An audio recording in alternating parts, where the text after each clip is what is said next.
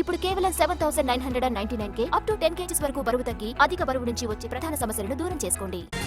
YCP ఎంపీలు బీజేపీలో చేరట్లేదన్నారు Somu Veerraju. YCP నేతలను బీజేపీలో చేర్చుకునేది లేదన్నారు. కేంద్రం అన్ని విధాలుగా ఏపీ అభివృద్ధికి సహకరిస్తుందని, ఈ మేరకు బీజేపీ నేతలు కృషి చేస్తారని చెప్తున్న సోము వీర్రాజుతో రాజమండ్రి ప్రతినిధి Srinivas face to face. YCP పార్టీకి చెందిన పలువురు ఎంపీలు బీజేపీలో చేరుతున్నారని చెప్పేసి ప్రకటనలు వస్తున్నాయి. అయితే దీని మీద స్పందించడానికి మన దగ్గర బీజేపీ జాతీయ కార్యవర్గ సభ్యులు సోము వీర్రాజు గారు మన దగ్గర ఉన్నారు. ఆయన అడిగి తెలుసుకుందాం. సార్, వైసీపీ ఎంపీలు ఈ పార్టీలో చేరుతున్నారని చెప్పి వస్తున్నారు, దీని మీద మీకు ఆ పార్టీలో వైసీపీ ఎంపీలు ఎవరు కూడా చేరడం లేదు, చేర్చుకోబోం. అంటే ఏ పార్టీ వాళ్ళు ఏ పార్టీలో చేరవచ్చా, అసలు చేరకూడదు అనేది ఏమైనా నిబంధన ఉన్నాయి? ఎలక్షన్ ముందు దాకా చేరతానే ఉన్నారుగా. ఆ పార్టీలోంచి ఈ పార్టీ, ఈ పార్టీలోంచి ఆ పార్టీ. 2 రోజులు ఎలక్షన్ ఉందనగా కూడా చేరిపోయారు.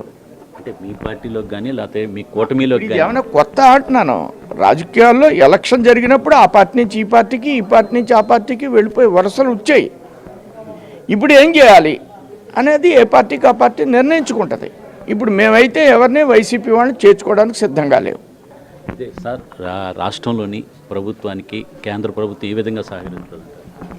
అన్ని విధాలుగా ఆర్థికపరమైనటువంటి అంశాల విషయంలో కావచ్చు, అభివృద్ధిపరమైనటువంటి అంశాల్లో కావచ్చు, వివిధ పథకాల ద్వారా వచ్చే నిధుల్ని మరింత చొరవతో బీజేపీ చొరవ తీసుకుని ఎక్కువ నిధులు ఈ రాష్ట్రానికి వచ్చే విధంగా పోర్టుల విషయంలో కావచ్చు, హైవేస్ విషయంలో కావచ్చు, కారిడార్ విషయంలో కావచ్చు, ఫిషర్మ్యాన్స్కి బెర్తలు కట్టే విషయంలో కావచ్చు, అన్ని విషయాల్లో కూడా బీజేపీ ఒక సమగ్రంగా ఆలోచిస్తూ ముందుకు పెడుతుంది. భారతీయ జనతా పార్టీ బాధ్యతతో వ్యవహరిస్తుంది ఆంధ్రప్రదేశ్ అభివృద్ధిలో.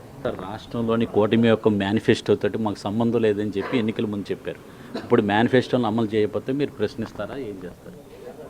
ఇప్పుడు మేనిఫెస్టో అమలు చెయ్యం అని చంద్రబాబు నాయుడు గారు ఏమన్నా ప్రకటించారా? చేస్తున్నారుగా, సంతకాలు పెడుతున్నారుగా. ప్రభుత్వం వారు చెప్పిన అంశాలకి మేము సిద్ధంగా ఉన్నామనేటువంటి ఆలోచనతో వారు ముందుకు పెడుతున్నప్పుడు ఇలాంటి ప్రశ్నలు ఉత్పన్నం కాకూడదు.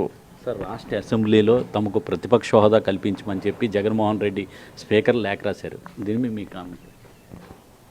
మా పార్టీ 1984 పార్లమెంట్ ఎలక్షన్లో 2 సీట్లు వచ్చినాయి, 303 వచ్చినాయి. 2019లో 2014లో 284 వచ్చినాయి. 2 సీట్లు ఎక్కడ? ఈ స్థానాలేంటి? 16 సంవత్సరాలు అధికారంలో ఉన్నాం, 2 సీట్లు వచ్చిన పార్టీ. ప్రజల గురించి ఆలోచిస్తే మా పార్టీ స్థాయికి వచ్చింది.